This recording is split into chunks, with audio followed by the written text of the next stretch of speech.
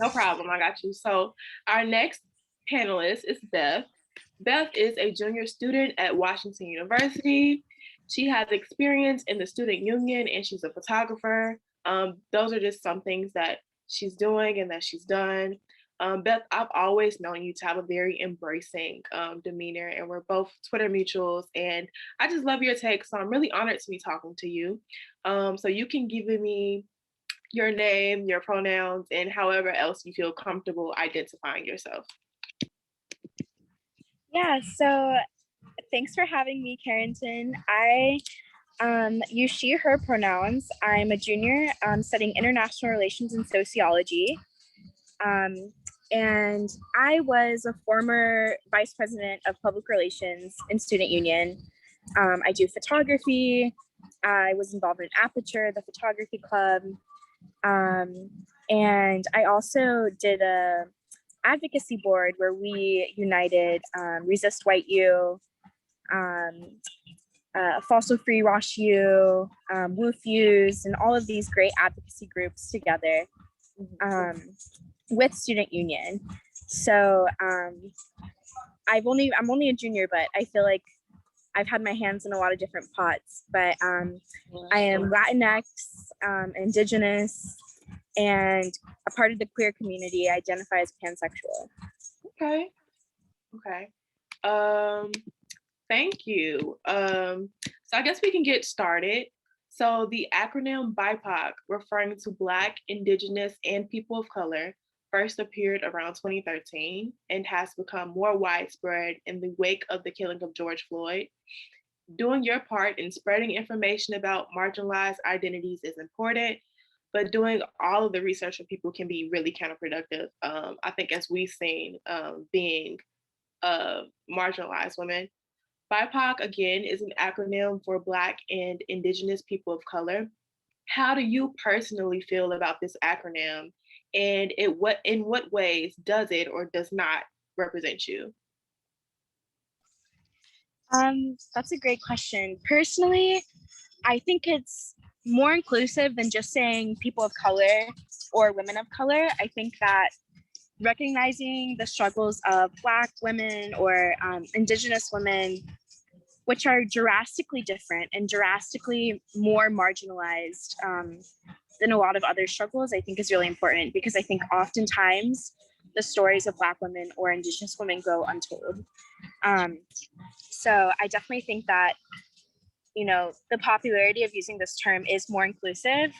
I think grouping a whole unit of people together in general has its issues, but you know, this is, I mean, it's kind of slow progress, but I think that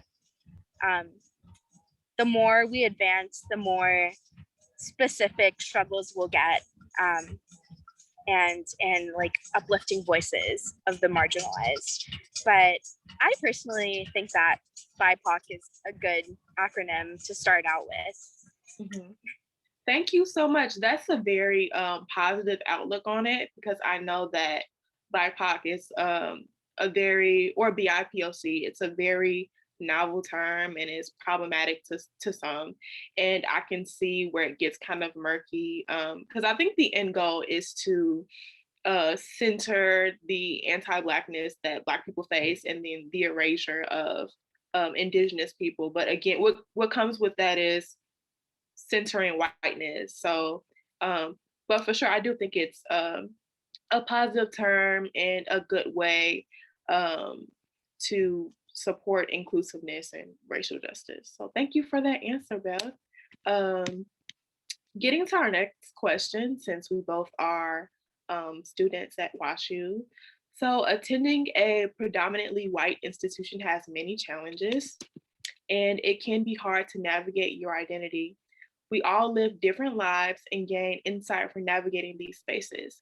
How did you navigate power structures early in your academic experience or your career versus later in your academic experience when you had a more formal leadership role on campus or in your work? Yeah, so I think as a freshman, I kind of jumped in head first. I immediately joined student union as a senator, led a socioeconomic diversity task force, and eventually made my way to be executive vice president of public affairs or public relations. But as you should. The whole time, lots of my peers were in Greek life, were white, were wealthy. We, didn't necessarily have a lot of common ground. It was a tough struggle, even within SU, to feel like people respected my opinions, to feel like my advocacy work was worthwhile, that people appreciated it. I felt very excluded and marginalized in that community. When we got to admin tables, such as like sitting with the chancellor or campus life leaders, vice chancellors, I felt that SU as a whole didn't have a lot of power, and even less so if you're a marginalized member. And so it's very jarring to put so much effort into advocacy work and have it kind of disregarded or even by your own peers. And so right away, I kind of learned the reality of WashU is that most people do come from white, wealthy backgrounds. And are you really going to be taken seriously if you aren't from that background and you don't have the Greek life connections, or, you don't know people from your freshman four because you can't relate to them. And it was tough. I think, Rough. You said a lot, yeah. Yeah. As I've grown older at WashU, I've tended to settle down a bit. I think I spent a ton of energy in advocacy work in SU, and a lot of it was so dismissed that I began to feel disempowered, discouraged, disillusioned, extremely disillusioned with the institution. We were told that working with WashU undergraduate and graduate student workers wasn't, the move because SU is for undergrads. But WUGLU was doing Martinville at the time with their tents and everything camping out. And I was like, we need to support them because we're all students in this together. And a lot of things were really dismissed, and it was really disillusioning. I think that people like Rain and Meow, like our current president, they are really fighting the good fight because it is a lot. It is a lot of effort. But I think as I've grown to be like a junior coming to be a senior, I think that a lot of the work I do now is in the actual community, the St. Louis community. Because at a certain point, WashU admin can be so discouraging that you have to seek advocacy elsewhere. And so I do that now in my current work this semester at the International Institute of St. Louis.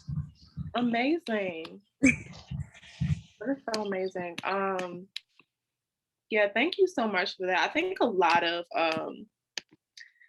young BIPOC women who do a lot of work on campus can identify with a lot of what you just said. I know I can, and I agree with, I can, understand your experience going head first into freshman year. I think for me, I was also eager to just get involved on campus. And then I quickly learned that there's like a burden that comes with that, because so much of that work is, for me, so much of the work on campus that speaks to me is being done solely by Black women. And then I think largely a lot of the work on campus is solely being done by women. And there are others as well, but that definitely does get tiring. And I think that it was so stressful. My hair was falling out in clumps. Like, it took a physical toll on me. I'm like, this can't be. Like, how do you work for student government and for admin and do the work that they proclaim is diversity and inclusion, and you're doing the work for them, and you're working 40 hours a week unpaid? with no sort of incentive, just, public service. But it's taking a toll on your mental health, your physical health. Like, my hair was falling out. Like, it's too much of a burden to be placed solely on the backs of marginalized students. For sure. For sure. I think having these formal leadership roles, they're like pluses and minuses, and it really is just a lot for young people. And I think some of this work we should get paid for, but that's that's a whole entire other conversation. But I do think it takes a toll on your self-esteem, and then you gain some things from it as well. But that's you're absolutely right. So we can definitely learned like business professional skills, which was important, good experience. So I would say that like I learned a lot from my role in clubs, but there is give and take. For sure. Your hair looks great now. So I'm happy. Yeah, it's not falling out anymore. Yes, I'm happy that you're relaxing. I think that's the most important thing to do. Next question. I also wanted to hear your thoughts, more so because I think we're kind of getting into it. So as students, we're familiar with the term the grind. So it's that sort of lingo that refers to, academic work. And more so to people only being valuable by how much work they produce. And for students, that work is often academic and campus community work. And so like there's that interesting dichotomy there. How does the grind look differently for BIPOC women? That's a great question. I think definitely the grind I experienced in SU was 30, 40 hours a week outside of class and unpaid. But then when you actually go to your professors and tell them, hey, like I've had meetings until midnight, 1 a.m. Like, I'm sorry, this isn't done on time. There is a lack of understanding and maybe even respect. And I don't know if it's a woman thing or like a BIPOC thing, but it seems to me that even if you are heavily involved, there is little room for understanding. And not all professors have been like that. A lot of sociology professors have really understood the give and take and like the effort putting into the grind. But I think, living in a capitalist society, productivity is for sure the key to success, so they say. And it can take a toll on your mental health. And if you're not careful, like it can easily be too much. And so something that I did to put myself first that was really a risk was to take a leave of absence.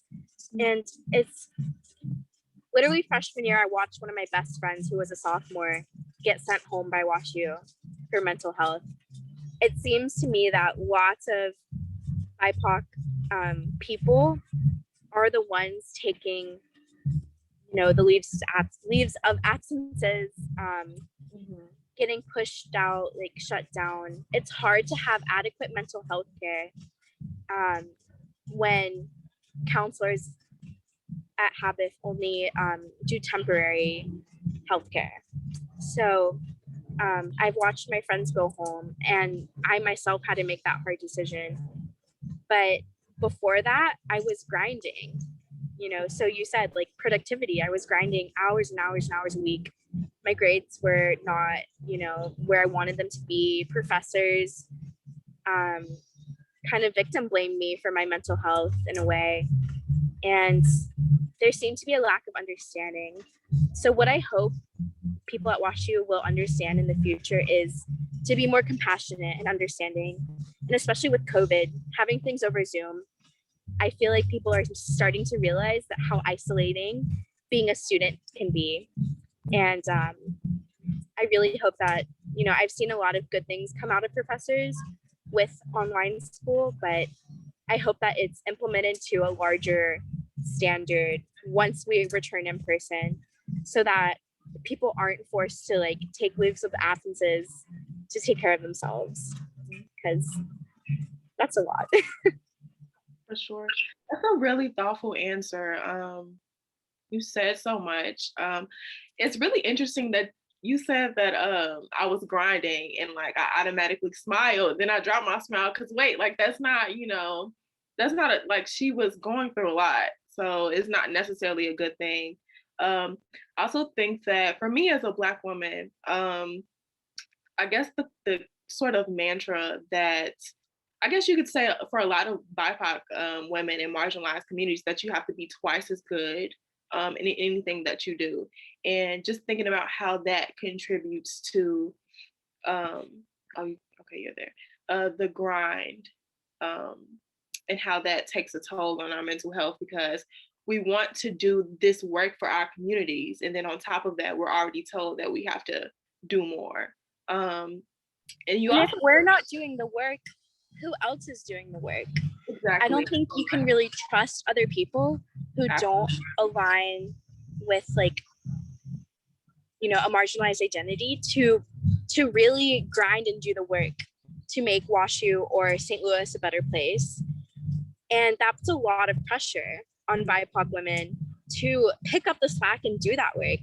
And that's not really fair because we're grinding in college classes just as hard as everyone else.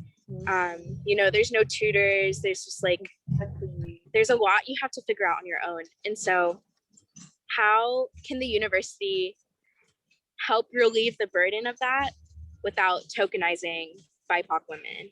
It's hard. Thank you. That is, yeah. Now I'm thinking about the community service that I would do. I would do Strive for College, which is this organization where it allows college students to be mentors and tutors for high school students and middle school students, excuse me. And I only saw BIPOC people. I never seen white students there. So I'm just like, what? I wonder, what are they doing on their Saturdays? I feel like the reality is people are taking care of themselves because, and we should be. A lot don't, yeah, and we should be too. Mm-hmm. And a lot of people don't know anything else but, you know, staying in your lane, taking care of yourself, watching out for you.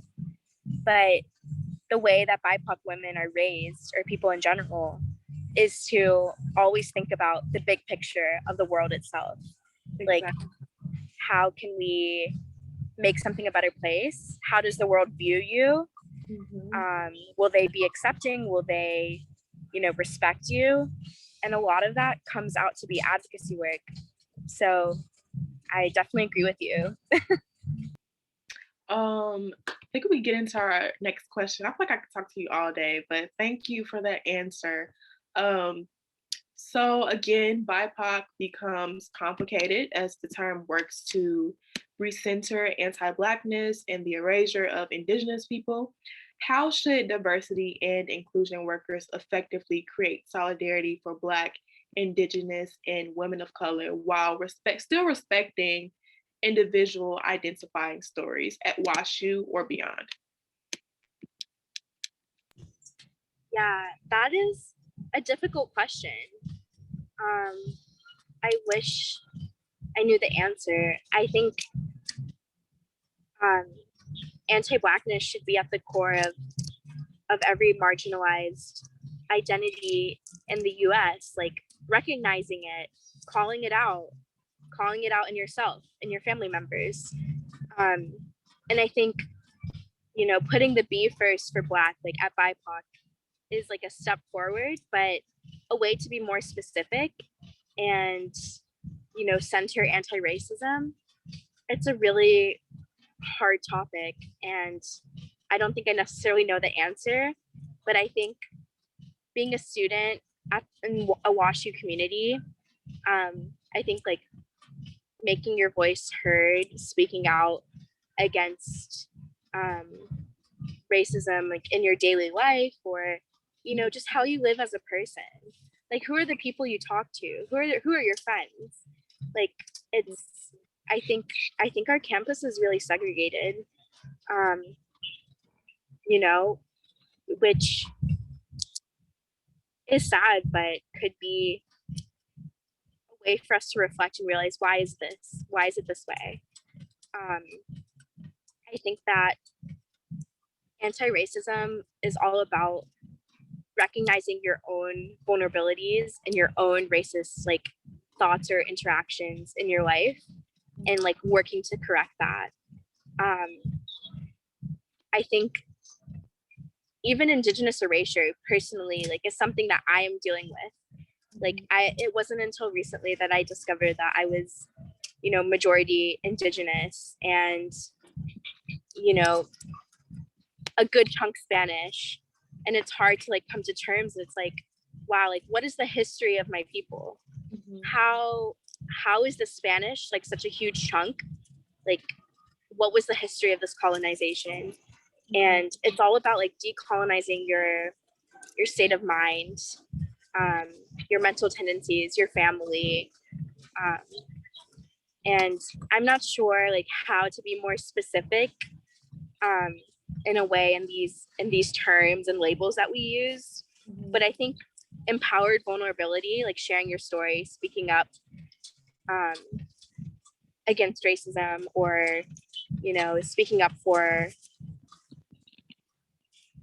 people, for your own personal experiences, I think is really important. Sure. That's such a wonderfully thoughtful answer. Um, I think for me now, working in the CDI is really great. And it breaks my heart that a lot of other universities don't. Actually, they have uh, committed themselves or made promises to diversity, inclusion, and equity. And so I just wish they would, act on that promise. And so I think that every university should have, um, whether it's a center for diversity and inclusion or just a space that offers resources and advocates for marginalized communities. Um, and just giving us the things that we don't have at home, because I think that the university has a lot of money, and so they have a social responsibility to the students and the larger, in our case, the larger St. Louis community. So that's a really great answer, and I think that when the university sets that example, it's much easier for students to follow that, because we can't follow anything that we don't see. Um, Our next question. So, because BIPOC women, are marginalized, it is easy to feel like we are walking through life alone. What are some factors that have helped boost your resilience, and what advice do you have for BIPOC women to find their safe, celebratory spaces on college campuses and beyond? Yeah. Whew. I think a lot of it is speaking your truth, and anyone who can't respect that, appreciate that, learn from that. I mean, a lot of resiliency comes from your own personal experiences. And I don't think it's something like I no longer want to keep in the shadows. I think sharing your story with your friends, the general public, will help others who are going through the same thing. And it's hard to find empowered spaces. I tend to find them around majority BIPOC like clubs, or just women in general, or my friends. Specifically, the urban scholars community helped me right off the bat in finding these valuable lifelong friendships. But I would say like protect your energy, protect your heart. If someone doesn't, stand for you and your truth and your life experiences, like next, time to move on. Like it's Exactly. you have to stand up for yourself, but like find the people who will listen and accept and respect you. And I joined Greek life for a hot minute. That was an interesting time, but to take advantage of like boys and parties. But little did I know, like I found someone there who actually did appreciate my voice and my life experiences. and we abolished, our sorority from the inside. And there's a lot of things I learned there. But if they can't stand with you in the fight, like, it's not worth it. Mm-hmm. So knowing how to conserve your energy, but investing in the right people too. That's such a beautiful answer, Beth. Thank you. Whew, I have to breathe after that. Definitely investing into those who care about you, who amplify your voice, and who celebrate your identity is definitely important. Yeah. And I think earlier you were raising points about mental health. And for some reason, mental health is really taboo along the lines of the BIPOC community. And I would say take advantage of mental health resources and possibly finding a mentor. It's really nice. I agree. It's definitely nice to have like a peer who is really close in age to celebrate you and give you the space that you need. But a mentor, they know who they are and they function as that for you. So, but yeah, that's a beautiful answer. You're very wise. Thank you. Oh, thank you. I completely agree. I think, I've tried so many therapists in St. Louis and it's been a ride, but a place I can recommend is Terrace House, STL, which has been really great. They have a variety of people, variety of like specialists and different things. And finally, I feel like, okay, I found someone who gets me in St. Louis, like right here. People like Jonathan Solomon, the director of Urban Scholarship right now, has been on my team since day one. And it's the very few precious resources that really have kept me going. But I think there's always going to be someone on your team. It's going to be hard to find, especially as a BIPOC woman, but I really appreciated the resources I found. Thank you. Our next question, and then the others are just follow-up questions. What is one lie that you have been told about what it means to be a woman? I've been thinking about this a lot recently. A lot of my friends have been, adopting new pronouns like she, they, or he, they, or they, them. And something that finally clicked for the first time was, you can be a woman and experience gender fluidity. You can experience like heavy masculine energies. You can thrive in that. And everything's okay. And so as I've grown, I think I've let myself have room to grow as far as my gender identities too. And I'm still working on it and I'm still reflecting inside, but I think, being a woman isn't necessarily a rigid, hard label that one has to adopt. I think gender fluidity in general can encompass many different feelings, labels. So I would encourage anyone to like think deeply about that topic, and obviously like respect and talk to your friends who have adopted different pronouns or anything, and reflect on their experiences and your experiences. I think I've limited myself in the past about what it means to be a woman, but now I've definitely, just grown brighter.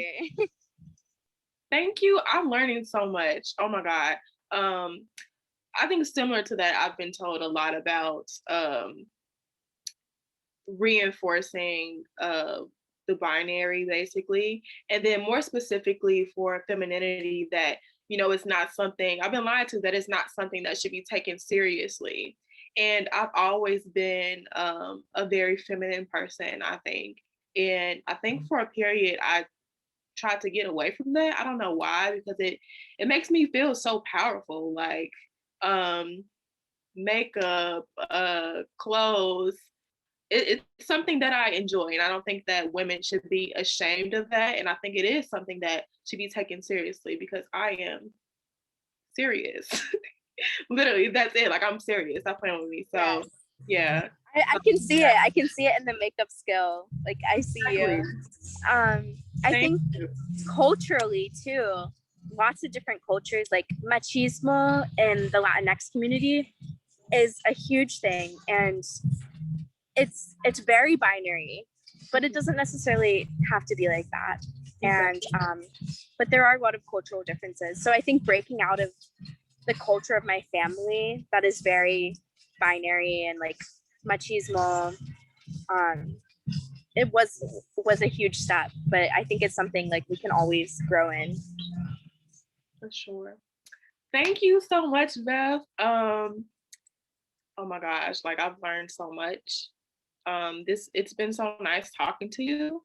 Is there anything else that you would like people who look like you, who you think that you can identify with, to know? And are there any projects that you're working on? I really appreciate you too. I've had a great time. Truly, I think we should always be open to learning from other people. And I can't wait to hear the other panelists and their experiences too. Something I've been working on is working with the immigrant, refugee, and asylum seeker community in St. Louis. And I truly think like this is what I'm supposed to do in life. And it took a leave of absence. It took, being down in this hole so bad that you had to escape for a minute to really realize the big picture that not everything, WashU isn't going to be your whole life. And it's only a small fraction of your life. And then outside of that, like, there's a lot of growth and opportunity. There's people struggling with real things. Like, I think treating St. Louis as a personal community as well, like, you are a part of this, like, whether you want to be here or not. I think being a resident in St. Louis is a huge responsibility. And I feel refilled when I help with the International Institute. And so I'm just excited about that work, and I'm excited to like hear the stories of other BIPOC women, because we can all learn from each other. Exactly. How can people connect with you? You can follow me on Instagram at b.wies. My Wustl email is Kathy W. You take some pictures. Twitter is more for the mutuals. But yeah. Thank you so much, Beth. You should be very proud of yourself. You too. Thank you. I just feel like you have so much to offer, and I am really inspired by all the work that you've done on campus and off campus, it sounds like. So thank you for this conversation, and I hope you enjoy the rest. Thank you for having me. I really appreciate it. I hope you have a great weekend. Thank you, love. Bye-bye. Bye.